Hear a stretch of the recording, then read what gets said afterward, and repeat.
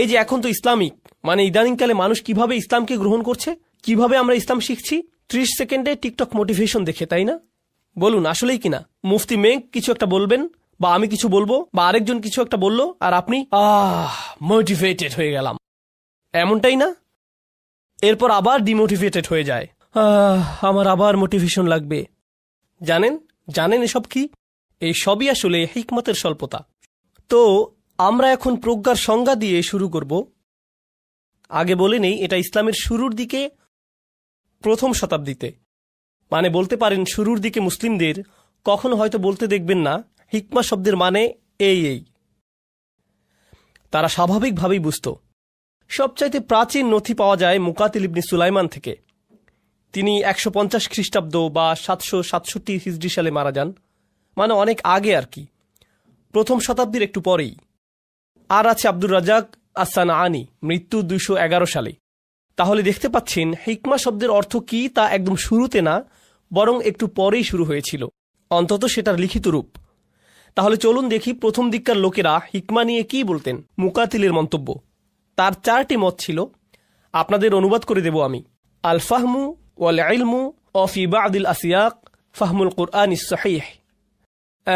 তিনি বলছেন কোনো কিছু বোঝার সক্ষমতা, কোনো কিছু শেখার আর জানার সক্ষমতাই হলো হিকমা। তো তিনি আসলেই হিকমা ব্যাপারটি বলছেন।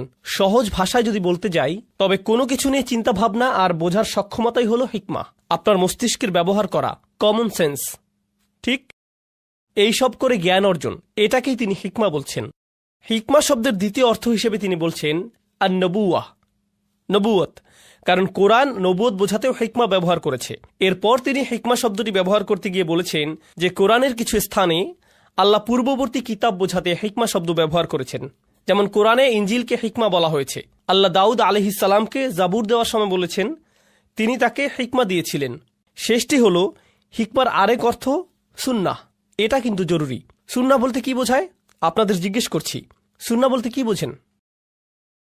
হ্যাঁ, অনুশীলন, নবীজি সাল্লাল্লাহু আলাইহি সাল্লামের আদর্শিক অনুশীলন, যেমন নবীর অভ্যাস, নবীজির আচরণ, তার ধরন সাল্লাল্লাহু আলাইহি সাল্লাম, তার কথা, তার ইবাদত, তিনি যেভাবে ঘরে প্রবেশ করতেন, যেভাবে তিনি বসতেন, যেভাবে ধৌত করতেন ইত্যাদি সবকিছুকেই সুন্নাহ হিসেবে ধরা যায়, ঠিক? কিন্তু সুন্নাহ শব্দটি ইসলামের প্রাথমিক বছরগুলোতে, প্রথম শতাব্দীগুলোতে সুন্নাহ শব্দের 3টি অর্থ ছিল, এটির 3টি বুঝ ছিল, আর আপনারা সেগুলোর একটির সাথে পরিচিত। সেই একটি হলো নবীজি সাল্লাল্লাহু আলাইহি সাল্লামের আমল, এটা সুন্নতের একটি অর্থ। সুন্নতের আরেকটা অর্থ হলো খোদ ইসলাম, পুরো ধর্মটাই সুন্নাহ। এর সব নিয়ম নীতি সবকিছুকেই কি বলে? সুন্নাহ। মানে শুধু নবীজির আমলের মধ্যে সীমাবদ্ধ না, বরং পুরো দিনটিকেই আসলে সুন্নাহ হিসাবে বোঝা হতো। আইন বোঝাতেও এটার ব্যবহার ছিল। এই বুঝ অনুযায়ী সুন্নাহর সমার্থক শব্দ হলো আইন। তাই যখন মানুষজন, আচ্ছা মনে করুন প্রথম শতাব্দীতে কেউ যদি জিজ্ঞেস করে এই যে আপনি কি সুন্নাতে বিশ্বাস করেন, তখন এটার মানে আপনি এই বুঝাচ্ছেন না যে আপনি কি নবীজির আমলে বিশ্বাস করেন কিনা, বরং এর অর্থ হতে পারে আপনি ইসলামে বিশ্বাস করেন কিনা। সুন্নাহ বলতে এটাও বোঝাতে পারে। এরপর সুন্নাহ শব্দের তৃতীয় অর্থটি হলো বেশ মজার, কোরআনে আল্লাহ শব্দটিকে কিভাবে ব্যবহার করেন সেটা। অর্থাৎ সুন্নাহ মানে ইতিহাস জুড়ে আল্লাহ কিভাবে কর্ম সম্পাদন করেন। বিভিন্ন সমাজের ঐতিহ্য বোঝাতেও সুন্নাহ ব্যবহৃত হয়। তাহলে আরবদের সুন্নাহ, ফেরাউনদের সুন্নাহ, প্রাচীন গ্রিকদের সুন্নাহ, বুঝতে পারছেন? অমুক গোত্রের সুন্নাহ, অমুক বংশের সুন্নাহ, আরও আছে আল্লাহ তাআলার সুন্নাহ। এর মানে কি জানেন? আরবরা যেভাবে রান্না করে এটা তাদের সুন্নাহ, আফগানরা মাংস গ্রিল করা তাদের সুন্নাহ, ঠিক? আর আল্লাহ বিভিন্ন জাতির সাথে কি করেন সেটা আল্লাহর সুন্নাহ, ন্যায় বিচার হিসেবে সেটা আল্লাহর সুন্নাহ। তাহলে সুন্নাত শব্দটি শুধু নবীজি সাল্লাল্লাহু আলাইহি সাল্লাম বা শুধু ইসলামের ক্ষেত্রেই না, বরং ইতিহাস জুড়ে ব্যবহার হয়েছে। তাই যখন তিনি মানে মুকাতিল বলেন প্রাথমিক কয়েক শতাব্দীর মধ্যে যে এটাকে সুন্নাহ বলা যেতে পারে, তখন তিনি একে নবীজির আমল বোঝাতে পারেন আলাইহিস সালাতু ওয়াস সালাম, ইতিহাস থেকে শিক্ষা গ্রহণ হিসাবেও বোঝাতে পারেন, কিংবা বিভিন্ন জাতির সাথে আল্লাহ কি করলেন সেটা বোঝাতেও বলতে পারেন। এইসব নিয়ে চিন্তাভাবনা করলে প্রজ্ঞা অর্জন হবে। তাহলে তাদের কাছে প্রজ্ঞার সংজ্ঞা বেশ বিস্তৃত ছিল। অন্য যেই ব্যক্তিত্বের সাথে আপনার পরিচয় করিয়ে দিতে চাচ্ছিলাম তিনি হলেন আব্দুর রাজ্জাক আস-সানাআনী। তিনি আরও আগের লোকের উদ্ধৃতি দিচ্ছেন, যেমন কাতাদা, তিনি প্রথম শতাব্দীর কিছুকাল পরেই মৃত্যুবরণ করেছিলেন। তার দেয়া হিকমার সংজ্ঞা ছিল কোরআন আর কোরআনের গভীর বুঝ, ফিকহুল কোরআন। আরেক প্রাচীন মত হল যে আকলই হচ্ছে হিকমা, বুঝ জ্ঞানই হিকমা। ইন্টারেস্টিং বিষয়, নবুয়তের সাথে সম্পৃক্ত নয় এমন ভালো কথা যখন হয়, মানে প্রজ্ঞাপূর্ণ কথা, ঠিক জ্ঞানগর্ভ কথা, এগুলো ইসলাম থেকেও না, আবার ওহী থেকেও না, শুধু প্রজ্ঞাপূর্ণ কথা, সেগুলোও হিকমা হতে পারে। আর এছাড়া কাতাদা পরে আরেকটি মত দেন যে কোরআন সুন্নাহকে হিকমা বলার মানে হল নবী সাল্লাল্লাহু আলাইহি সাল্লামের প্র্যাকটিস। এটাও খুব ইন্টারেস্টিং, কারণ আমি আপনাদের যা দেখাতে চাচ্ছি তা হল ইসলামিক ইতিহাসের শুরুর দিকে মানুষ হিকমা নিয়ে চিন্তা করলে অনেক কিছুই ভাবত। সেসব কিছুর মধ্যে নবী সাল্লাল্লাহু আলাইহি সাল্লামের সুন্নাহও ছিল। অর্থাৎ এটাই একমাত্র এমন অর্থ ছিল না, বরং অনেকগুলো অর্থের একটি ছিল। ঠিক আছে, এখন খুব মজার একটা বিষয় আছে। মজার ব্যাপারটি সূরাতুল আহজাবের একটি আয়াত। আপনারা সূরা আহজাব সম্পর্কে না জানলে বলছি যে সূরা আহজাবে নবী সাল্লাল্লাহু আলাইহি সাল্লামের স্ত্রীগণ অর্থাৎ মুমিনদের মা আর তাদের পারিবারিক জীবন নিয়ে অনেক কথা আছে। নবীর পারিবারিক জীবন, ঠিক আছে। কোরআনের এই অনন্য স্থানে আল্লাহ আমাদের সরাসরি উম্মাহাতুল মুমিনিনদের কাছে নিয়ে যাচ্ছেন। সরাসরি তিনি মুমিনদের মায়েদের সাথে কথা বলছেন। সেখানে তিনি বলছেন আল্লাহ তার আয়াত থেকে যা দিয়েছেন তোমাদের তা মান্য করা উচিত। আয়াত মিন আয়াতিল্লাহি ওয়াল হিকমা। সূরা আহজাবের এই আয়াত নিয়ে আপনাদের একটা কথা বলবো। আল্লাহ বলছেন আয়াত অনুসরণ করো আর প্রজ্ঞা অনুসরণ করো। আর ওইখানে কাতাদা এটা দেখে বলেছেন যে এই যে নবীজির স্ত্রীগণ, তারা তো নবীজিকে ঘরের মধ্যে দেখতে পাচ্ছেন, তারা তাকে ঘুমাতে দেখছেন, ঘুম থেকে উঠতে দেখছেন, তাকে খেতে দেখছেন, তাকে তারা সবচাইতে অন্তরঙ্গ মুহূর্তে দেখতে পাচ্ছেন, ব্যক্তিগত মুহূর্তে দেখছেন, সব সময়ই তারা সাথে আছেন। অর্থাৎ তারা নবীজির এমন সব প্রজ্ঞা দেখতে পাচ্ছিলেন যা আর কেউ দেখতে পাচ্ছিলেন না। ঠিক, কারণ সেগুলো খোলামেলা নয়, ঘরের ভেতরের ব্যক্তিগত তথ্য। আর এজন্যই কাতাদা এই নির্দিষ্ট আয়াতে হিকমার ব্যবহার দেখে বলেছেন যে এটা নবী সাল্লাল্লাহু আলাইহি সাল্লামের সুন্নাহ, কারণ মুমিনগণের মায়েদের এই প্রজ্ঞাপূর্ণ আমলে বিশেষ প্রবেশাধিকার ছিল। তাহলে এতক্ষণ পর্যন্ত যা বললাম, প্রাচীন মুফাসসিরগণ হিকমার কোনো একটি নির্দিষ্ট অর্থ খোঁজেননি, বরং মুকাতিলের মতো প্রেক্ষাপট দেখতেন। অর্থাৎ আল্লাহ এই আয়াতে হিকমা কিভাবে ব্যবহার করেছেন, ওই আয়াতে কিভাবে ব্যবহার করেছেন, এটা প্রাসঙ্গিক তথ্য। ঠিক আছে, অনেকগুলো সম্ভাবনা থেকে বেছে নিয়ে যেটা আয়াতের সাথে সবচাইতে সামঞ্জস্যপূর্ণ সেটা। এমন না যে ওহ এই যে আমি হিকমা অর্থ জানি, আর প্রত্যেকবার কোরআনে হিকমা দেখলে এই অর্থটাই হবে, এভাবে তারা চিন্তা করতেন না। ওহ এই সূরাতে হিকমা, এই আয়াতে হিকমা মানে এই, আর ওখানে অর্থ ভিন্ন আরেকটি, আর এই যে এখানে আরেকটি অর্থ, ভিন্ন আরেক অর্থ ওখানে, আর এখানে আরেক অর্থ। এভাবে হওয়াটাই স্বাভাবিক। চিন্তা করে সবচাইতে সহজ উদাহরণ দিচ্ছি যেন ভালোভাবে বুঝতে পারেন। যখন আপনি কঠিন শব্দটা বলেন কঠিন, তখন এর মানে অনেক কিছুই হতে পারে। শুধু কঠিন বলে অনেক কিছু বোঝানো সম্ভব। সবসময় একই অর্থ হয় না কঠিনের। এর অর্থ হতে পারে কষ্টকর, আবার হতে পারে মজাদার, অনেক কিছুই হতে পারে। ঠিক, এখন সম্ভবত সবচাইতে ব্যাপক সারাংশ এটা। আমি সাকিবের কাছে কৃতজ্ঞ তার পেপারে এটা দেবার জন্য। আল বাহরুল মুহিত হল কোরআনের একটা তাফসির। যত আলেম হিকমার সংজ্ঞা দেওয়ার চেষ্টা করেছেন সে সবার মত সংগ্রহ করেছে। তো এখানে ইসলামের প্রাচীন যুগে হিকমা নিয়ে যেভাবে চিন্তা করা হতো সেসব মত চলে এসেছে। আমি খুব দ্রুত আপনাদের সাথে এর অনুবাদ করে দিচ্ছি, শুনুন। মতামতের ভিন্নতাগুলো দেখুন। আশ-শারিআহ ইসলামের আইন, আল বায়ানুল আহকাম এবং আল্লাহর বিধানগুলো স্পষ্ট করা, আল হিকমাতু আস-সুন্নাহ ওয়া বায়ানুন নবিয়্যিল শারা'i, আর নবীজি ইসলামের আইনগুলো কিভাবে ব্যাখ্যা করেছেন সেটাও হিকমা। ওয়াকালা মালিক ও আবু রাজিন আল হিকমাতুল ফিকহি ফিদ্দিন, মালিক আর আবু রাজিন বলেন হিকমা হচ্ছে দিনের গভীর বুঝ, ধর্মের উপর ভালো ধারণা তৈরি থাকা। আল ফাহমুল্লাযী হুয়া সাজিয়াহ ওয়া নূরুম মিনাল্লাহি তাআলা, আর এটা বোধ শক্তি যা দিনকে সুন্দর করে এবং তা আল্লাহর পক্ষ থেকে এমন নূর যাতে আমরা চলতে পারি। ওয়াকালা মুজাহিদ আল হিকমাতু ফাহমুল কুরআন, আর মুজাহিদ বলেন হিকমা মানে কোরআনের ফাহম বা বুঝ। ওয়াকালা মুকাতিল ইলমু আল আমালু বিহি, আর মুকাতিল বলেন এটা হলো ইলম আর তদনুযায়ী আমল। আমরা এটা আগেই আলোচনা করেছি, তাই না? ইলম আর তার আমল। এরপর তিনি বলেন লা ইয়াকুনু রাজুলু হাকিমান হাত্তা ইয়াজমাআহুমা, এই দুটোকে একত্র না করা পর্যন্ত একজন ব্যক্তি কখনোই প্রজ্ঞাবান হবে না। ইলম আর আমল। আল হুকমুল কদাই, বিচার করাও হিকমা। হিকমা মানে সঠিক বিচারের সক্ষমতা। ওয়াকিলা মা লাম ইউলাম ইল্লা মিন জিহাত রসুল, আরও বলা হয়ে থাকে যে স্বয়ং নবী সাল্লাল্লাহু আলাইহি সাল্লাম থেকে না আসলে হিকমা কখনোই চেনা সম্ভব না। এখন এটা আরও বিস্তৃত হবে। এখন পর্যন্ত তো মনে হচ্ছে হিকমা হলো কোরআন কিংবা সুন্নাহ, এগুলোই হিকমা। ঠিক, এখন আপনারা আরও বিস্তৃত সংজ্ঞা দেখবেন। কুল্লু কালিমাতিন অজআতকা, আপনি যদি ভালো কোনো উপদেশ শোনেন তাহলে সেটাই হিকমা। মানে আপনার মা উপদেশ দিলেন, শোনো ক্ষমা চেয়ে নাও, আচ্ছা শোনো তার সাথে কথা বলো, এটা করো ওটা করো না, এটা হলো উপদেশ। এগুলো হলো ভালো উপদেশ, আপনার উপকার হয়েছে, ঠিক সেটাই হিকমা ছিল। এমন না যে আয়াত দেখাও, কোথায় পেয়েছো এই উপদেশ, কোন বইতে লেখা আছে, না না না, ভালো উপদেশ মেনে চললেই হলো। অথবা আপনার ডেন্টিস্ট হয়তো বলল আপনার ডেন্টাল ফ্লসিং শুরু করতে হবে, এটাও হিকমা, উপকার তো হয়েছে। এইভাবে সংজ্ঞাটি বিস্তৃত হচ্ছে। ঠিক আছে, আও দাআতকা ইলা মাকরামাতিন আও নাহাতকা আন কবিহ, যেই জিনিসের অনুসরণের মাধ্যমে তা উত্তম বা সম্মানিত কিছুর দিকে নিয়ে যায়, কুৎসিত ও জীবনে অসম্মান থেকে দূরে রাখে, ফাহিয়াল হিকমা, সেটাই হিকমা। ওয়াকালা বা'দুহুমুল হিকমা হুনাল কিতাব, অন্যদিকে অন্যান্য মানুষজন বলছে যে হিকমা অর্থ স্বয়ং কোরআন। অর্থাৎ আপনারা তো জানেন আল্লাহ বলেন যে তিনি কিতাব আর কি হিকমা শিক্ষা দেন। আপনাদের আগেই বলেছে এটা কিতাব আর হিকমা। কেউ কেউ বলেছে আরে প্রজ্ঞামান তো কিতাবই, শুধু একটু জোর দিয়েই বলা আর কি, মনে হচ্ছে যেন তিনি তাদেরকে শিক্ষা দেন কিতাব আর কিতাব হতে হিকমা।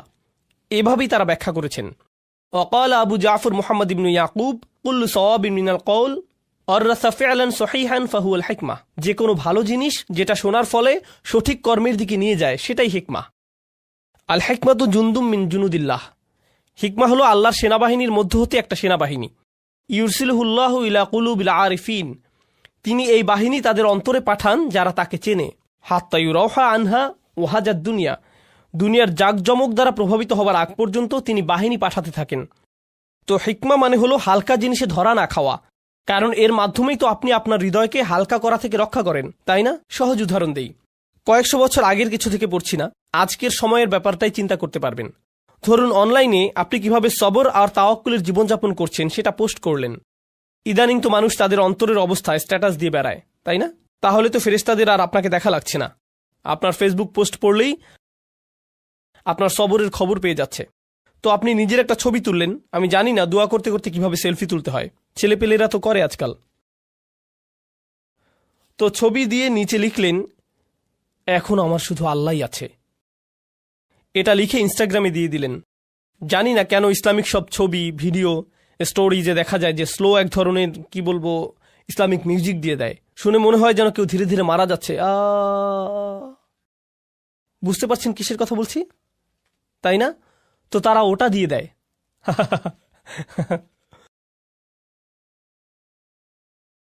তো এখন যেহেতু আপলোড দিয়েছেনই, বলছেন যে শুধু আল্লাহর জন্যই দিয়েছেন। হ্যাঁ,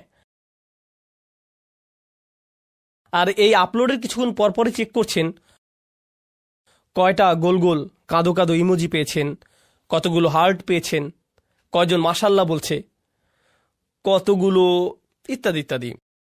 আপনার নিজের মূল্যের পুরো দৃষ্টিভঙ্গি এই আবছা আবছা জিনিসের উপর নির্ভর করছে। কয়টি কমেন্ট পেয়েছি, কতগুলো ভিউজ পেয়েছি, কতগুলো লাইক পেয়েছি, কতগুলো তোমার জন্য দোয়া করছি পেয়েছি।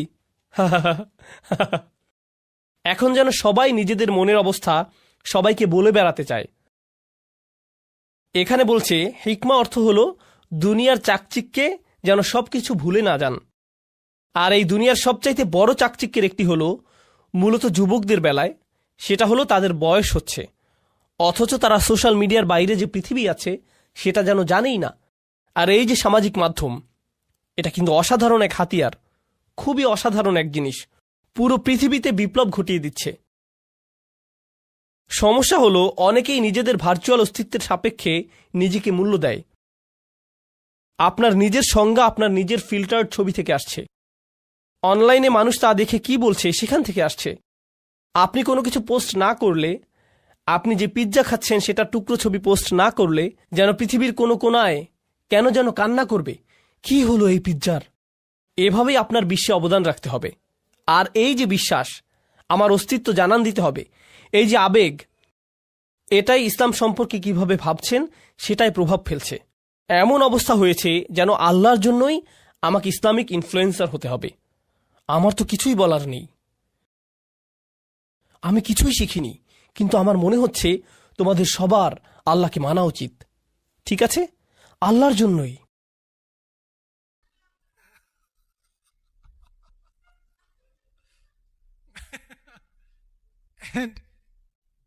আসলে হিকমা ব্যাপারটি হলো যে আপনি দুনিয়ায় এসব মূল্যহীন জিনিস দেখবেন, এসব চাকচিক্য দেখবেন, কিন্তু বুঝতে পারবেন এই সবই সাময়িক।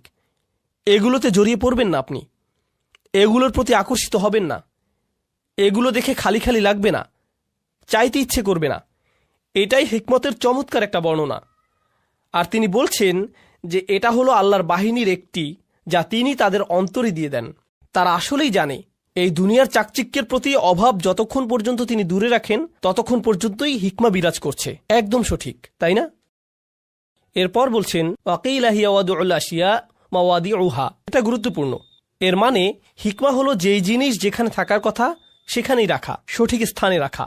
ওয়াকিলা কুল্লু কওলিন ওয়াজাবা ফিআলুহু, যে কোনো কিছু, যে কোনো কথা, শব্দ, উপদেশ যেটাই করুন না কেন, ওয়াহাদিহিল আকওয়াল ফিল হিকমা কুল্লুহা মুতাকারিবাহ, এই সবগুলোই হিকমার সংজ্ঞা। তার মতে এই সবগুলোই কাছাকাছি। ওয়াজামিউ হাদিহিল আকওয়াল কওলান, কিন্তু এগুলো নিয়ে আপনি দুটো প্রধান কথা বানাতে পারেন, আল কুরআন ওয়াল আখিরুস সুন্নাহ, কোরআন এবং সুন্নাহ।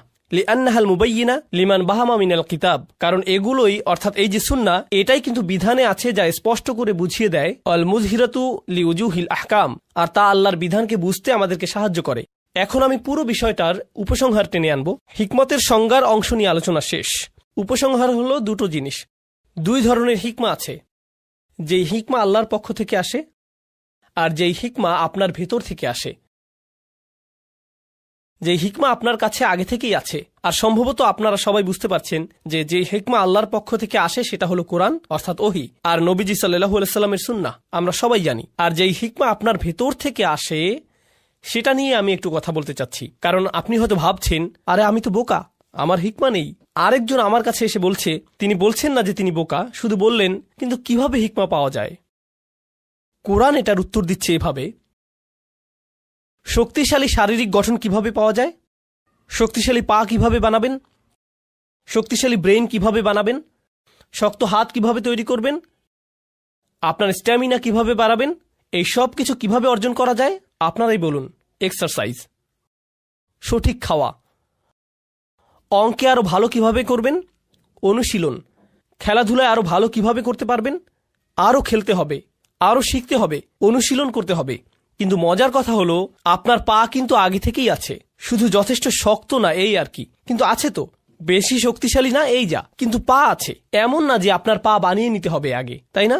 আপনাকে শুধু পায়ের ব্যবহার বাড়াতে হবে, দৌড়াতে হবে। যত দৌড়াবেন ততই শক্ত হবে, ততই স্ট্যামিনা বাড়বে। আপনার ফুসফুস তো আগে থেকেই আছে, কিন্তু ধারণ ক্ষমতা যথেষ্ট নেই। ট্রেডমিলে 3 মিনিট দৌড়ানোর পরেই, তাই না? এমন না যে ফুসফুস নেই, আপনার তো আছে, কিন্তু যথেষ্ট ব্যায়াম করেননি বলে কি হয়নি? শক্তিশালী হয়নি। তাহলে কোরআনের যুক্তিটা হবে, আপনার মধ্যে ইতিমধ্যেই কিছু হিকমা আছে, কিন্তু সেটাকে কি করেননি? শক্তিশালী করেননি, সেটাকে সেভাবে ব্যবহার করেননি, অ্যাক্টিভেট করেননি, প্রয়োগ করেননি। আল্লাহ যা দেন সেটার যথাযথ ব্যবহার না করলে দুর্বল হয়ে যায়। আল্লাহ আমাকে চোখ দিয়েছেন, একটি চোখ টেপ মেরে বন্ধ করে রাখি 6 মাস, গ্যারান্টি দিয়ে বলতে পারি সেই চোখটি অন্ধ হয়ে যাবে। ব্যবহার না করলে হারাবেন। যেসব রোগী কোমাতে পড়ে থাকে 6 মাস বা বছর যাবৎ, সুস্থ হবার পর দাঁড়াতে পারে না, কারণ মাসল অ্যাট্রফি হয়ে গেছে, পেশিগুলোর ব্যবহার করা হয়নি। তাই আল্লাহ আমার ভেতরে কিছু একটা দিয়েছেন, ভালো সিদ্ধান্ত নেবার ক্ষমতা দিয়েছেন, আমাকে আগে থেকেই দিয়েছেন, কিন্তু সেটার ব্যবহার আমি করছি না। আর যত কম ব্যবহার করব সেই ক্ষমতা ততই দুর্বল হতে থাকবে। এভাবে চললে একসময় নিজেকে বলে বসবো, আমার তো সেই সক্ষমতাই নেই, আমি তো এটা করতেই পারি না। আর ইদানিংকালে সবচাইতে ভয়ানক বেদনাদায়ক উদাহরণ যা আমি দেখি তা হলো তরুণ যুবকেরা আমার কাছে এসে বলছে, উস্তাদ কিছু একটা বলে আমাকে অনুপ্রাণিত করুন। 3 ঘন্টা লেকচার দিলাম, এরপর একজন এসে বলছে, উস্তাদ আমাকে মোটিভেট করে কিছু বলুন না দয়া করে। এতক্ষণ তাহলে আমি কি করছিলাম? পাকোড়া বানাচ্ছিলাম? এগুলো কি করছিলাম আমি তাহলে? কিন্তু এরপর নিজে নিজেকে প্রশ্ন করলাম, যখন ওরা বলে যে আমাদের মোটিভেট করুন বা আমার মোটিভেশন দরকার, প্লিজ কিছু বলে আমাদেরকে অনুপ্রাণিত করুন, এরপর দেখুন এই যে এখন তো ইসলামিক মানে ইদানিংকালে মানুষ কিভাবে ইসলামকে গ্রহণ করছে, কিভাবে আমরা ইসলাম শিখছি 30 সেকেন্ডে টিকটক মোটিভেশন দেখে, তাই না? বলুন আসলেই কিনা? মুফতি মেঘ কিছু একটা বলবেন বা আমি কিছু বলবো বা আরেকজন কিছু একটা বললো আর আপনি মোটিভেটেড হয়ে গেলাম, এমনটাই না? এরপর আবার ডিমোটিভেটেড হয়ে যায়, আমার আবার মোটিভেশন লাগবে। জানেন এসব কি? এই সবই আসলে হিকমতের স্বল্পতা। কেন বলছি এটা হিকমত স্বল্পতা? এর অর্থ হলো আমার নিজের ভেতরেই কোনো প্রকারের অনুপ্রেরণা নেই, যেন আমার ভেতর দৃঢ় ইচ্ছাশক্তির সক্ষমতাই নেই। অন্য কাউকে সেই ইচ্ছাশক্তি দিয়ে আমাকে ধাক্কাতে হবে। অন্য কেউ এমন না করলে আমি নিজে আগাতে অক্ষম। আমার অন্য কারো অনুপ্রেরণা দরকার, অন্য কারো আমাকে ধাক্কানো দরকার। আমি নিজে নিজে ভাবলাম যে আল্লাহ যখন কোরআনে আসহাবুল কাহাফদের কথা বলেন, গুহার ভেতরকার সেই যুবকদের কথা বলেন, তাদের অনুপ্রেরণা কে ছিল? কে অনুপ্রেরণা দিয়েছিল? কি বলেছিল সে? আরে আজকে আমার সেই খারাপ লাগছে। কেউ ভালো কাউকে চেনো? দাঁড়াও, পাহাড়ে উঠতে উঠতে দেখি টিকটকে কোনো মোটিভেশনাল ভিডিও পাই কিনা। পাহাড় বেশি উঁচু তো এজন্য। তাদেরকে কি মোটিভেট করেছিল? তাদের ভেতরেই শক্তিশালী এমন কিছু ছিল যা দিয়ে পুরো সমাজকে তারা চ্যালেঞ্জ করেছিল, সেই তরুণ বয়সেই, তাই না? বলুন, এমন না যে আসমান থেকে কিছু একটা নেমে এসেছিল বা তারা নবী হয়ে গিয়েছিলেন। তারা তো শুধু সাধারণ কিছু তরুণ ছিলেন, একদম সাধারণ যুবক, কিন্তু তারা মোটিভেটেড ছিলেন।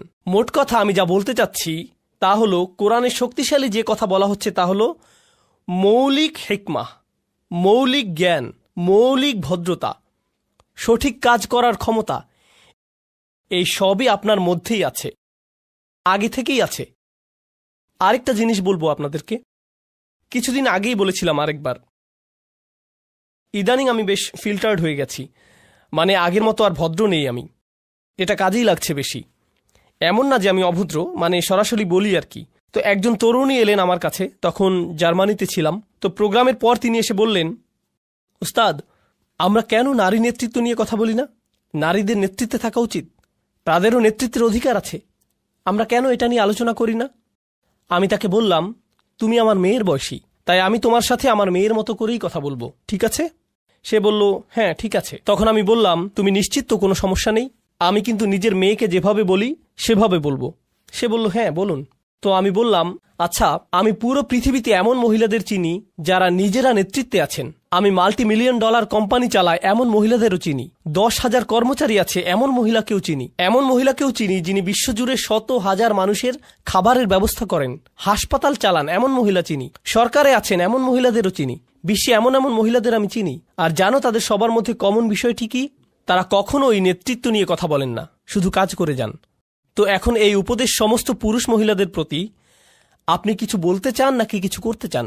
যত বেশি বলেন আপনাদের জন্য নেতৃত্ব কত গুরুত্বপূর্ণ, সেটা নিয়ে যদি শুধু কথা বলে যেতে থাকেন, তবে 10 বছর পরও এটা নিয়ে কথাই বলতে থাকবেন, যতক্ষণ না পর্যন্ত আপনি খুঁজে বের করে নিচ্ছেন যে কিসের নেতৃত্ব দিতে চান। অন্য কেউ এসে দরজা মেলে ধরবে আর আপনি হেঁটে চলে যাবেন, এমনটা ভাবলে হবে না।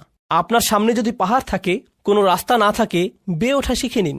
এটাই হচ্ছে নেতৃত্ব, বাধা অতিক্রম করা। আপনার সামনে দেয়াল আছে কি নাই পাত্তা দেবেন না, হয় মাটি খুঁড়ুন নইলে বেয়ে উঠুন, এভাবে এগুতে থাকেন। এই মানসিকতা যে কেউই সাহায্য করতে আসবে না, আপনার মধ্যেই সক্ষমতা আছে, আপনার মাঝেই আছে।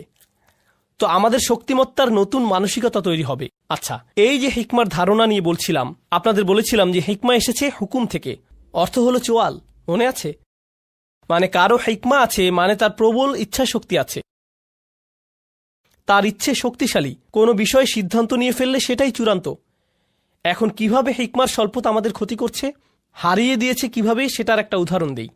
তা হলো মানুষ নিজের উদ্দেশ্যকে বারবার সন্দেহ করে। উস্তাদ আমি নামাজ পড়ি, কিন্তু আসলে আল্লাহর জন্য নামাজ পড়ি কিনা সন্দেহ হচ্ছে। কেন এত সন্দেহ? জানি না আসলে। এই যে আমাদের নিয়তে সমস্যা হতে পারে। আপনাদের নিয়ত এত দুর্বল কেন? আপনাদের নিয়তে কি সমস্যা? এখানে কেন এসেছেন? আসলে আমি তো কিছু শিখতে এসেছি, কিন্তু এখানে এসে আনন্দও পেয়েছি, হেসেছি। এখন আমি কি এখানে কৌতুক উপভোগ করতে এসেছি নাকি আল্লাহর জন্য এসেছি? আমি কি আল্লাহর জন্য হেসেছিলাম নাকি হাসির কৌতুক করেছিলেন শুধুমাত্র এজন্যই মজা পেয়ে হেসেছি? তাই জানি না নিয়ত নষ্ট হলো নাকি। আরে ভাই চুপ, নিজেকে আর নির্যাতন করবেন না, ইচ্ছে শক্তিটা একটু বাড়ান। কি করছেন সেটা নিয়ে স্পষ্ট আছেন তো? একবার নিজের কাছে স্পষ্ট হলে বারবার সন্দেহ করা বাদ দিন। ইসলামে আমরা এভাবে ওসিডি ডেভেলপ করে ফেলেছি, সারাক্ষণ নিজের নিয়ত বিশুদ্ধ আছে কিনা তা নিয়ে সন্দেহ করি। তাছাড়া শুনে রাখুন, নিয়ত বিশুদ্ধ না হলে সেটা আপনি টের পাবেন, খুব ভালো করেই টের পাবেন। বারবার নিজেকে প্রশ্ন করতে হবে না, নিয়ত ঠিক আছে তো, এমন করা লাগবে না আপনার। নিজেই বুঝে যাবেন, বুঝতে পারবেন কোনো একটা সমস্যা হয়েছে।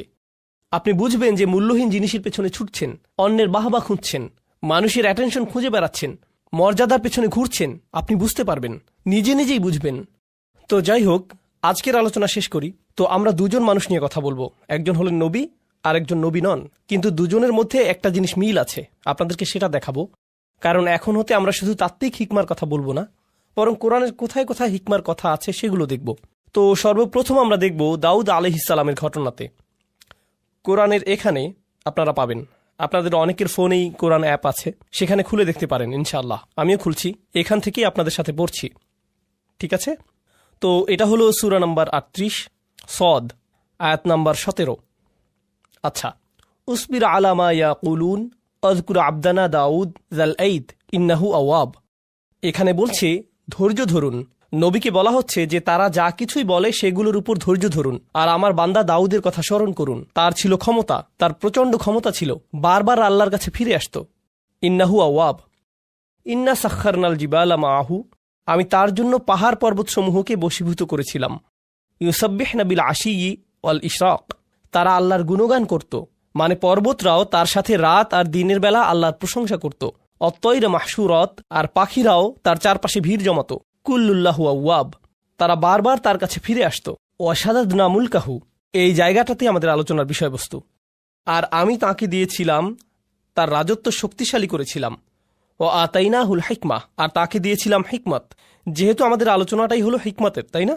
আল্লাহ বলছেন আমি তাকে শক্তিশালী করেছিলাম, তার রাজত্বকে, আর তাকে দিয়েছিলাম হিকমা।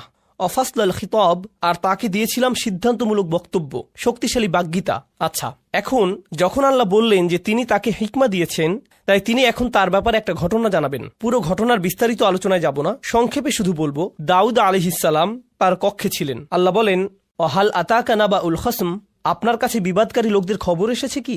ইজ তাসাওয়ারুল মিহরাব, দাউদ আলাইহিসসালাম ছিলেন রাজা, আর রাজারা তো থাকে রাজপ্রাসাদে, আর রাজার কক্ষ সাধারণত প্রাসাদের একদম উঁচুতে থাকে, নিরাপদ স্থানে। তো যেখানে নামাজ পড়ে, তো তিনি তার কক্ষে ইবাদত করছিলেন। মিহরাব হলো ঘরের সেই কোণার অংশ যেটা একটু আড়াল, যেখানে নামাজ পড়ে। তিনি ইবাদত শেষে পেছনে ফিরেই দেখলেন তার ঘরে কয়েকজন মানুষ। চিন্তা করুন তো, তার নিজের শোবার ঘরে, একদম ভেতরের ঘরে ঢুকে গেছে তারা। তাহলে কল্পনা করতে পারেন, এই যে আমাদের আমেরিকায় হোয়াইট হাউস আছে, তাই না? আর এই হোয়াইট হাউসে তো নিরাপত্তার অতিরিক্ত অনেকগুলো স্তর আছে। ছাদের ওপর স্নাইপার আছে, সিকিউরিটি গার্ড আছে, কুকুর আছে, এই সমস্ত কিছুই আছে ওখানে, তাই না? আর একদম ভেতরে আছে প্রেসিডেন্টের বাসভবন। তো প্রেসিডেন্ট ধরুন বাথরুম থেকে বের হয়ে দেখলেন সেখানে ৬ জন বসে আছে। প্রেসিডেন্ট সাহেব, আমাদের একটা প্রশ্ন আছে, মানে কেউ যদি নিরাপত্তার এতগুলো স্তর পেরিয়ে আসে, তবে এটার মানে কি হবে? হত্যা করতে এসেছে, তাই না? মানে তো এটাই। কিভাবে তারা এতগুলো নিরাপত্তা স্তর পেরিয়ে একদম বেডরুমে এসে উপস্থিত হয়, বুঝতেই পারছেন। তো তিনি ফিরে দেখলেন এতগুলো মানুষ। ইদ দাখালু আলা দাউদ, তারা মিহরাবে দাউদের কাছে এলো। ফাফাজি আমিন হুম, তিনি তাদের দেখে ভয় পেয়েছিলেন, হতবাক হয়ে গিয়েছিলেন, কি হচ্ছে এখানে, তাই না? তাছাড়া দেখুন, দাউদ আলাইহিসসালাম কিন্তু শুধু রাজাই ছিলেন না, তিনি সামরিক নেতাও ছিলেন। আর সামরিক নেতাদের কিন্তু শত্রু থাকে, আর তাই তারা যদি তাদের ব্যক্তিগত স্থানে কাউকে দেখতে পায়, তবে বুঝে ফেলে যে এখানে হত্যার চেষ্টা হবে।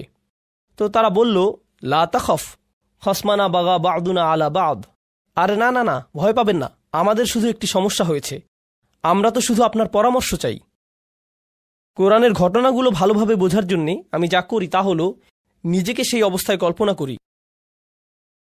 এজন্য আমি কল্পনা করলাম যে এই যে এখানের প্রোগ্রাম শেষ করে আমার হোটেলে ফিরে গেলাম, আমার হোটেল রুমের বাথরুমে গিয়ে ফ্রেশ হয়ে নিলাম, এরপর বের হয়ে দেখি সেখানে আপনাদের ৮ জন বসে আছেন আমার বিছানায়। উস্তাদ, তখন আপনার সাথে কথা বলার সুযোগ পাইনি। আমার একজন কাজিন এই হোটেলে কাজ করে, তাই একটি প্রশ্ন আছে। আপনি এক ভিডিওতে বলেছিলেন, আরে আমি তো ওখানে ভয়ে ভূত হয়ে যাব।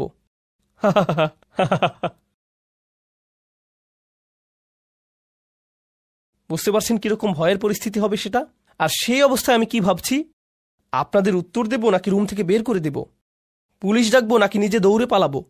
আমার মাথায় যেই জিনিসটি কখনই আসবে না তা হলো, আরে আরে আরামে বসুন, হ্যাঁ সুন্দর। নিজের ঘর মনে করেই বসুন না আপনারা, কোনো সমস্যা নেই। কি খাবেন, চা নাকি কফি? হ্যাঁ, ওখানে বসুন, জুতো ওখানে। হ্যাঁ, সুন্দর। অলা তুস্তিত ওয়াউহদিনা ইলা সাওয়া আস-সিরাত। তো তারা বলল, আপনি কি আমাদের মধ্যে বিচার করে দেবেন? ভুল উত্তর দেবেন না কিন্তু, এমনটাই তারা বলল। লা তুস্তিত, আজে বাজে উত্তর দেবেন না। এরপর বলল, আমাদের সঠিক পথ দেখান। ইনি হলো আমার ভাই, তার ৯৯টি ভেড়া আছে, আমার আছে একটি। ফাকাল আকফিলনিহা, আর সে বলছে তোমার ভেড়াটিও আমাকে দিয়ে দাও। ও আজ্জানি ফিল খিতাব, আর সে আমার সাথে চিৎকার চেঁচামেচি করে, ভয় দেখায়, ধমকিয়ে কথা বলে। আজ্জা মানে কারো উপরে ক্ষমতা থাকা, মানে সে নিজের ক্ষমতা প্রয়োগ করে। ৯৯টি ভেড়া মানে সে বেশি ধনী, মানে তার বেশি চাকর বাকর আছে, প্রভাব প্রতিপত্তি আছে। সেই প্রভাব খাটিয়ে সে আমার সাথে বাজে ব্যবহার করে, বলে তোমার ভেড়া দিয়ে দাও। আরে দাও না, কি করবে তুমি ওটা দিয়ে? ভেড়ার ব্যবসা করতে জানলে তোমার শুধু একটি থাকতো না, বুঝতে পারছো? তাই আমাকে দিয়ে দাও, সেটাই ভালো হবে। সে এভাবেই আমাকে ধমকাধমকি করে। ওটা বাদ দেন, আপনাদের এটার নতুন ভার্সন বোঝাচ্ছি। কারণ কিছুদিন আগে আমি পাকিস্তান থেকে এসেছি, সেখানে এমন দেখেছি কিছু মানুষ আছে যে বড় বড় হাউজিং কমপ্লেক্স তৈরি করে, তাই না? হাউজিং কমিউনিটি, অ্যাপার্টমেন্ট কমপ্লেক্স ইত্যাদি, মানে ডিএইচএ, ডিওএইচএস এরকম আর কি। তারা দেখা যায় ৫,০০০ বাড়ি বানাবে। এসব কমিউনিটির বড় দেয়াল থাকবে, বড় গেট থাকবে, অনেক সিকিউরিটি গার্ড থাকবে। আপনি এর বাইরে থাকেন, তার মানে কি? রাস্তায় গেলে সাইকেল ওদিকে যায়, রিক্সা ওদিকে যায়, বাস চলে যায় ওদিক দিয়ে, ট্রাক আরেক দিক দিয়ে। বাহিরের হাইওয়ে এমনই তো, তাই না? মানে সত্যি সত্যি ফ্রিওয়ে। ঠিক এই শব্দের প্রকৃত অর্থ আমি এখানে বুঝেছিলাম, একদম ফ্রি, যেভাবে ইচ্ছা যাও, ফ্রিওয়ে। কিন্তু তাদের গেট দিয়ে ঢুকলে হঠাৎ দেখবেন আপনি বিদেশে চলে এসেছেন। রাস্তাগুলো পরিষ্কার, সবকিছুই শান্ত, নিয়মতান্ত্রিক, সবাই ট্রাফিক আইন মেনে চলছে, মল আছে ভালো ভালো, মানুষগুলো মনে করছে তারা খুব ইংরেজি পারে, আরো কত কিছু। আমি তাদের কিছু রেস্টুরেন্টে গিয়েছিলাম, তারা কোন জিনিসকে ইংরেজি মনে করে সেটা দেখতে। দোস্ত, হোয়াট দ্য হেল ইয়া, মানে কি যে মজা লাগে, খাবারের চাইতেও বেশি মজা এগুলো শুনতে।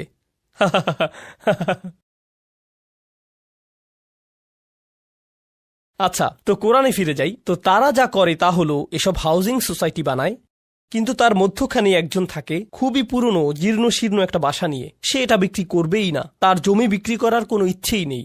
তারা তখন কি করে জানেন? তার আশেপাশে সমস্ত জায়গায় বিল্ডিং তুলে দেয়, এমনকি ঘর থেকেও বেরোতে পারে না, কোনো রাস্তা নেই, কিছুই না, ঢুকতেও পারে না। তার একটাই পথ থাকে, বিক্রি করে দেয়া। কারণ তারা ওখানে পুরো জায়গা নিয়ে একটি শপিং মল বানাবে। মানে কিছু মানুষ থাকে খুবই ক্ষমতাধর, অনেক টাকা তাদের, আবার কেউ কেউ থাকে তাদের কিছু সম্পদ আছে তবে কোনো ক্ষমতা নেই। একজনের ৯৯টা আছে আর অন্যজনের কি? একটি। যার ৯৯টা আছে সে একজনওয়ালার উপর খবরদারি করে। সেটা পাকিস্তানে হয়, আমেরিকাতেও হবে, অস্ট্রেলিয়াতে হয়, বাংলাদেশে, জার্মানিতে হয়, পুরো পৃথিবীতেই এমন হয়, ঠিক না? কখনো সরকারও জনগণের সাথে এমন করে, তাই না? বিজনেস পার্টনার অন্য বিজনেস পার্টনারের সাথে করে, বড় ব্যবসা প্রতিষ্ঠানগুলো ছোট প্রতিষ্ঠানের সাথে করে, সব সময়ই হয়। এখন দাউদ আলাইহিসসালামের কথাগুলো শুনুন, এরপর আসলে আমি কথায় আসছি। এখন দাউদ আলাইহিসসালামের কথাগুলো শুনুন, এরপর আসল কথায় আসছি। দাউদ আলাইহিসসালাম বলছেন, আমি শুধুমাত্র আমাদের আলোচনার সাথে সম্পর্কিত অংশটি বলছি। ওয়া ইন্না কাসীরাম মিনাল খুলাতা লা ইয়াবগি বা'দুহুম আলা বা'দ। মূলত ব্যবসায়ী সম্পর্কে জড়িত আছে এমন বহু সংখ্যক মানুষ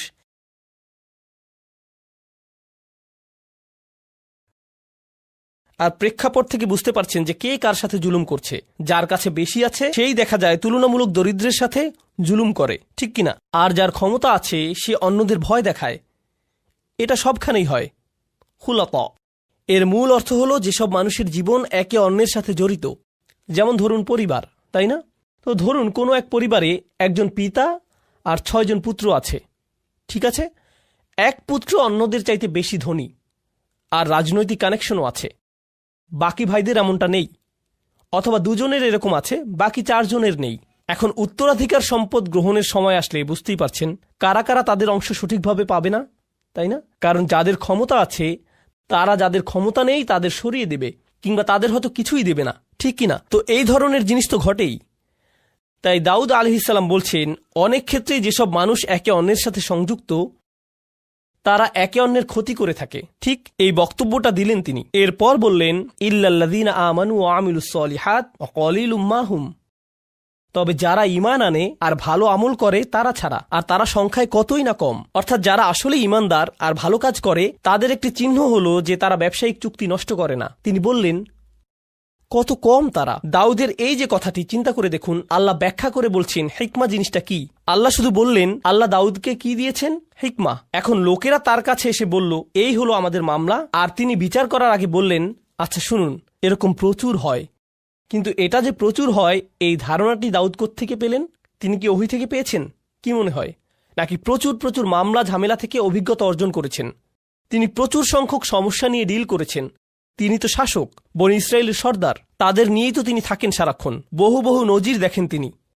আপনারা জানেন, আমার জীবনের সবচেয়ে গভীর আর সূক্ষ্ম আলোচনা হয়েছে মিলিটারি জেনারেল, বিচারক আর আইনজীবীদের সাথেই। এসব লোক থেকে আপনি অনেক শিখতে পারবেন। যেমন তাদের জিজ্ঞেস করলাম, তো আপনি এই বেঞ্চে 50 বছর যাবৎ কাজ করে কি শিখেছেন? তারা বলেন, মাত্র 30 মিনিটের আলোচনায় তা আপনি শিখতে পারবেন না।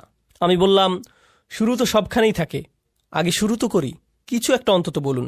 ঠিক এই ধরনের অভিজ্ঞ মানুষদের থেকে অনেক কিছু শিখেছি আমি। কোরআন এখানে করেছেটা কি অসাধারণ। কোরআন বলছে যে জীবনের অভিজ্ঞতাগুলো সেগুলোই আপনাকে শেখাবে।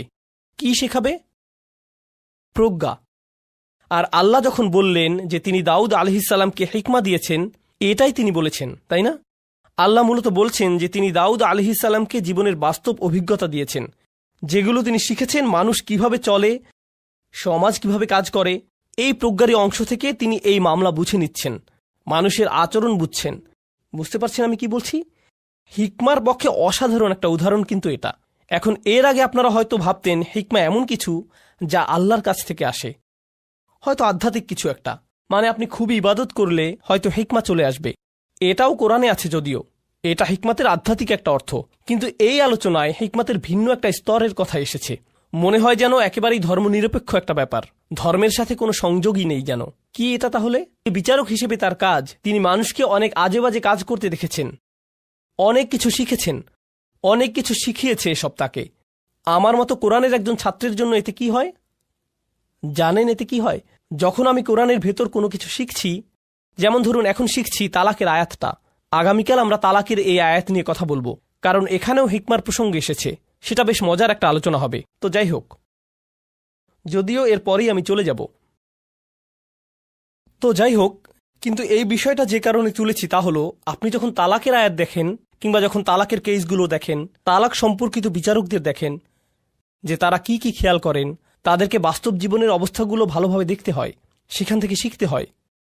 তাই যখন আমি তালাকের আয়াত পড়ি, তখন আমি সত্যি সত্যি একজন ডিভোর্স অ্যাটর্নির সাথে কথা বলি, ম্যারেজ কাউন্সিলরদের সাথে কথা বলি, মনোবিজ্ঞানীদের সাথে কথা বলি, তালাকের অভিজ্ঞতা আছে এমন লোকদের সাথেও কথা বলি। বুঝতে পারছেন? এর কারণ এই আয়াতগুলো বুঝতে যেই হিকমা প্রয়োজন সেটা তাদের আছে। কি ধরনের হিকমা আছে তাদের? জীবনের অভিজ্ঞতা। খোদ কোরআনেই দাউদ আলাইহিসসালামের মাধ্যমেই হিকমার এই ধরনকে স্বীকৃতি দেয়া হয়েছে। দাউদ আলাইহিসসালামের হিকমা মূলত হলো জীবনের অভিজ্ঞতা। তো আমি যা বলছি তা হলো, কোরআন হিকমার সংজ্ঞায় বেশ বিস্তৃত পদ্ধতি নিয়েছে, আর আমরা এই সবগুলো উদাহরণ দেখব। হিকমার নতুন একটা দৃশ্য সম্পর্কে জানব। যেমন আপনাদের দাদা দাদিরা কিন্তু নিজেদের জীবনের অভিজ্ঞতা থেকে অনেক কিছুই শেখাতে পারেন। আমাদের সমাজের মুরব্বীরা তো হলেন হিকমার পুকুর, অথচ কেউ পাত্তা দিচ্ছে না। কি কি শিখলেন জীবন থেকে? এভাবে জিজ্ঞেস করে আমরা উপকার নিচ্ছি না তাদের থেকে। বিভিন্ন পেশার মানুষ আছেন যারা জীবন থেকে কত কিছু যে শিখেছেন, কত কিছুই না দেখেছেন। যেমন একটি হিকমতের কথা আপনাদের বলবো, যেটা আমার পক্ষে জানা অন্যভাবে সম্ভবই ছিল না। নেভির একজন জেনারেলের সাথে আমার একবার দেখা হয়েছিল। আমি বলবো না কোন নেভি, কিন্তু তাদের সাথে দেখা করেছি। সেই সময় আমি সূরাতুর রহমান নিয়ে গবেষণা করছিলাম। আর সূরা রহমানে আল্লাহ বলেন, মারাজাল বাহরাইনি ইয়ালতাকিয়ান বাইনাহুমা বারযাখুল লা ইয়াবগিয়ান, তাই না? তিনি দুটো সমুদ্রের কথা বলেছেন, যেই দুটো সমুদ্র মিলিত হয়। তার সাথে তিনি মুক্ত আর প্রবালের কথা বললেন। এরপর তিনি পাড়ি দেয়া জাহাজের কথা বললেন, লাহুল জাওয়ারিল মুনশাআতু ফিল বাহরিকাল আলাম। ঠিক এরপরেই তিনি বলেন, কুল্লু মান আলাইহা ফান, সবাই মারা যাবে, সবাইকে মরতে হবে। তো তিনি সাগর নিয়ে কথা বললেন, মৃত্যু নিয়ে কথা বললেন। আমি সবসময় ভাবতাম যে এখানে সাগর আর মৃত্যুর মধ্যে নিশ্চয়ই কোনো সংযোগ আছে, তাহলে যে সাগরেই জীবন পার করেছে তাকে জিজ্ঞেস করার চাইতে ভালো আর কি হবে? তাই আমি সেই জেনারেলকে জিজ্ঞেস করলাম, আপনি তো পুরোটা জীবন সাগরে পার করেছেন, এই আয়াত সম্পর্কে বলুন তো, এটা পড়লে আপনার কি মনে হয়? তিনি বললেন, শুনুন, যখন জাহাজ ডকইয়ার্ড ছেড়ে যায়, সেই নাবিক যখন জাহাজের ডেকে থাকে, তখন এমন একটা দিনও যায় না যে সে ঘুমোতে যাবার পূর্বে বা ঘুম থেকে উঠে প্রথমেই মৃত্যুর কথা মনে করে না। কারণ আপনি হয়তো ভাবছেন আশেপাশে পানি, কিন্তু সে সারাক্ষণই মৃত্যুই দেখতে পাচ্ছে। যে কোনো সময় সুনামি আসতে পারে, জাহাজ নষ্ট হতে পারে, কোনো কিছু আক্রমণ করতে পারে, কিছু একটা হয়ে নিচে ফুটো হয়ে যেতে পারে, মানে যে কোনো কিছুই হতে পারে। ঠিক তো তারা সারাক্ষণই মৃত্যুকেই যেন দেখছে। যে লোক তার জীবন সাগরে পার করে দিয়েছে, তার কাছ থেকে এই প্রজ্ঞা না পেলে আমি কিন্তু কখনোই সাগর আর মৃত্যুর মাঝে এই যে অসাধারণ সূক্ষ্ম সম্পর্ক, সেটা ধারণাই করতে পারতাম না। তারাই কিন্তু একদম নিজের অভিজ্ঞতা থেকে বুঝিয়ে দিতে পারবেন ওর মধ্যে সম্পর্কের কথা। এই গুরুত্বপূর্ণ জিনিসটাই আমি চাচ্ছিলাম আজকে আপনাদেরকে বোঝাতে। এই যে হিকমা আর জীবনের অভিজ্ঞতার মাঝে সম্পর্কটি, এটা কিন্তু কোরআনেই আছে। পরের ঘটনাটি হয়তো বলার সময়ই পাবো না আজকে। আচ্ছা, তবুও একদম সংক্ষেপে বলি। এই দ্বিতীয় ঘটনাটি হলো আধ্যাত্মিক প্রজ্ঞা সম্পর্কিত, জীবনের অভিজ্ঞতা প্রসূত প্রজ্ঞা নয়। কি সম্পর্কিত? আধ্যাত্মিক হিকমা। তা কোরআন থেকে নয়, ওহী থেকে নয়, নবুয়ত থেকেও নয়, বরং সেটা আসছে লুকমানের উদাহরণ থেকে। আল্লাহ লুকমানকে হিকমা দিয়েছিলেন, কিন্তু সেই হিকমা কি ছিল? পুরো দুনিয়া সম্পর্কে চিন্তাভাবনা করার পর, জীবন নিয়ে ভাবার পর, একজন পিতা হবার পর যেই হিকমা লুকমানের এলো, তা হচ্ছে আপনাকে শুধু শুকরগুজার হতে হবে। আনিশকুরলিল্লাহ, শুকরগুজার হতে হবে আপনাকে। এখন যে কোনো বাবা মাই কিন্তু এটা জানেন, জীবন কি সহজ নাকি কঠিন? জীবন অনেক কঠিন। জীবনের প্রত্যেক ধাপই নিজস্ব এক কাঠিন্য নিয়ে আসে। সন্তান প্রতিপালন আরেক ধরনের কঠিন কাজ। বাচ্চাদের যখন বয়স বাড়ে, তাদের প্রত্যেক বয়সে জীবন নতুন নতুন জটিলতা নিয়ে হাজির হয়। আপনি ভাবছেন এখনই সবচাইতে কঠিন ধাপ, কিন্তু পরের বছর ভাবেন, আরে এই বছর তো আরো অনেক কঠিন। আপনি যখন ডায়পার বদলাচ্ছেন, তখন বলেন, হায় আল্লাহ, এই বাচ্চা এত ডায়পার কিভাবে নষ্ট করে, তাই না? কবে শেষ হবে এই কষ্ট? এই পিতামাতায় যারা একটা সময়ে ঘুমের অভাবে মরেই যাচ্ছিল, 2 ঘন্টা পর পর উঠতে হচ্ছে, ঢেকুর তুলে দিতে হচ্ছে, ন্যাপি পরিষ্কার করতে হচ্ছে, আরও কত কি। 19 বছর পর তারাই আবার বলেন, যখন তোর ডায়াপার পরিষ্কার করতাম সেই সময়টা মিস করি, তখনই তুই ভালো ছিলি, আর এখন তো জ্বালা সহ্য করতে হয়। নতুন পরীক্ষা। লুকমানের জীবন খুব সহজ ছিল না। তার জীবনের অভিজ্ঞতাগুলো তাকে আধ্যাত্মিক এক প্রজ্ঞা দিয়েছেন। কি সেই আধ্যাত্মিক প্রজ্ঞা? আল্লাহর প্রতি কৃতজ্ঞ হও। আর তিনি বলছেন, যেই কৃতজ্ঞ হবে, কি অসাধারণ হিকমা দেখুন, যেই কৃতজ্ঞ হবে সে মূলত কৃতজ্ঞ হয় কিসের জন্য? কি বলছেন তিনি? অমাইয়াশকুর ফা ইন্নামা ইয়াশকুরুলি নাফসিহি। যেই শুকরগুজার হবে সে তো নিজের কল্যাণেই শুকরগুজার হবে। ব্যাপারটা অসাধারণ। আমি যদি কৃতজ্ঞ বান্দা হতে পারি, তাহলে জীবনে সেগুলোতে আটকে থাকবো না, সেগুলো নিয়ে দুঃখ পেতে থাকবো না। আমার সাথে মন্দ কিছু হলে সেটা নিয়ে বারবার দুঃখ প্রকাশ করি না, সেটা দিয়েই জীবন আটকে রাখি না। জানেন কেন? কারণ আমি এর বদলে কি ধরেছি? কৃতজ্ঞতা। কৃতজ্ঞতা মানে জীবনে যা কিছুই অতীতে হোক না কেন, আমি সেটার ভালো দিকটি খুঁজি।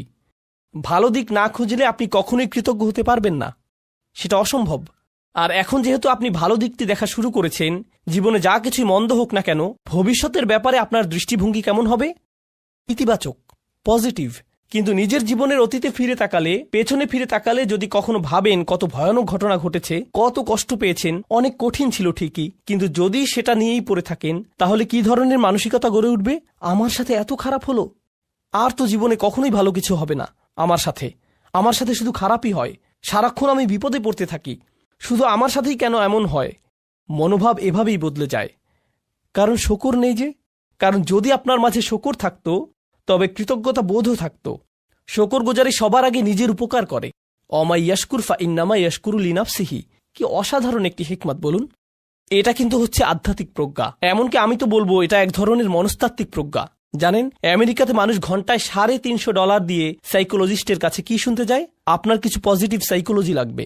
আমি কি শুধু সূরাতুল লুকমান পড়তে পারতাম না? আরে এমন করলে তো আমার অনেক টাকাও বাঁচত, আবার অনেক সোয়াবও পেতাম, তাই না? আর তাই হিকমার এই প্রথম অংশটি হলো আমার অভিজ্ঞতা নিয়ে কিভাবে চিন্তা করব আর আল্লাহ সম্পর্কে কিভাবে ভাবব। হিকমার দ্বিতীয় অংশে চলে যাই তাড়াতাড়ি। এরপর আজকের সেশন শেষ। আজকের এটাই শেষ বিষয়। লুকমান রাদিয়াল্লাহু আনহু তার ছেলেদের বললেন, কোনো পাপ কাজই ছোট নয়, এমনকি সবচাইতে ছোট কাজও আল্লাহ বের করে আনবেন। কোনো পাপ কাজই ছোট নয়। আমি যেই মূল বিষয়টি বলতে চাচ্ছি তা হল যে কোনো পাপ কাজই কি নয়, ছোট নয়, এমনকি মাইক্রোস্কোপিক লেভেলের কাজও নয়, এমনকি পাথরের ভেতরে থাকলেও আল্লাহ বের করে আনবেন। ইয়াতি বিহাল্লাহ, আল্লাহ খুবই সূক্ষ্ম, আল্লাহ খুবই সুনির্দিষ্টভাবে করেন। আপনার পাপ কাজকে কখনোই ছোট করে দেখবেন না। আর তাছাড়াও আরও যোগ করি, এর বিপরীতে আপনার কিসের ক্ষমতাকেও ছোট করে দেখবেন না? ভালো কাজের।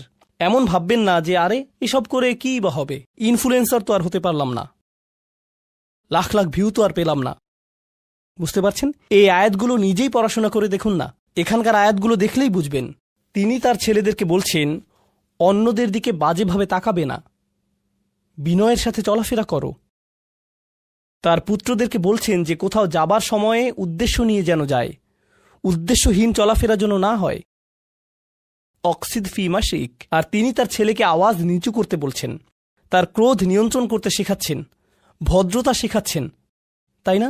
জীবনের উদ্দেশ্য শেখাচ্ছেন। সে ঘর থেকে বের হবার সময় যেন তার আসল উদ্দেশ্য থাকে, জীবন যেন অর্থবহ ও উদ্দেশ্যপূর্ণ হয়। এসব জিনিসের বেশিরভাগই তিনি তাকে নিজের চেহারার ভাবভঙ্গিও নিয়ন্ত্রণ করতে বলছেন। লা তুসঈর খদ্দাকা লিন্নাস, মানুষের দিকে গাল ফুলিয়ে তাকাবে না, মানুষের চেহারায় বিকৃত করবে না। বেশিরভাগ মানুষ কি মনে করে, এগুলো ছোট ব্যাপার নাকি বড় ব্যাপার? ছোট বিষয় মনে করে। হজ হলো বড় ব্যাপার, হারাম বিশাল ব্যাপার, বড় কোনো ইবাদত করলে সেটা বড় পুণ্যের কাজ হবে। কিন্তু অন্যের দিকে মন্দভাবে তাকানো, এটা তো ছোট্ট বিষয়, কিছুই না। আর এই যে প্রজ্ঞা, তার থেকে কি নিজের ছেলেদেরকে শিখিয়েছেন? সবচাইতে ক্ষুদ্র জিনিসকেও ছোট করে দেখো না। এরপর তিনি উদাহরণ দিলেন এমন সব কাজের, সেগুলো মানুষ ছোট মনে করে, কিন্তু আসলে সেগুলো বিশাল কিছু। আল্লাহর চোখে সেগুলোও মূল্যবান। আপনি কিভাবে কথা বলেন, কিভাবে চলেন ফেরেন, আপনার মুখভঙ্গি কেমন, নিজের গলার স্বর কিভাবে ব্যবহার করেন, কি ভাষায় কথা বলেন সবার সাথে। ইন্না আনকারাল আসওয়াতি লাসাউতুল হামির। তিনি এই প্রজ্ঞা, এই আধ্যাত্মিক হিকমা শিখেছেন কিভাবে? কোনো ওহী থেকে কিন্তু তিনি এই হিকমা শিখেননি। এছাড়া মজার বিষয় হলো, অনেক মানুষ দেখবেন আপনারা, যারা নিজেরা মুসলিম না হলেও লুকমানের উপদেশ মেনে চলে। তারা অন্যদের সাথে সদয় ভদ্র ব্যবহার করে, তারা উদ্দেশ্যপূর্ণ, তাই না? অন্যদের ছোট করে দেখেন না, তারা অন্য কারো উপর গলার স্বর উঁচু করে না। তাদের সব গুণ আছে। এই গুণগুলো তারা কোত্থেকে পেয়েছে? মাঝে মাঝে হয়তো মনে হয় এদের তো ইমানই নেই, তবুও কিভাবে ইসলামিক মূল্যবোধ পেল তারা? কারণ হলো হিকমাহ, সার্বজনীন বিষয়। কারণ হিকমাহ হলো সার্বজনীন বিষয়। আল্লাহ যাকে চান তাকে এটা দিতে পারেন। তো এর সাথে আজকের সেশন আমরা শেষ করছি ইনশাআল্লাহ। বারাকাল্লাহু লি ওয়া লাকুম। আসসালামু আলাইকুম ওয়া রাহমাতুল্লাহি তাআলা ওয়া বারাকাতুহু।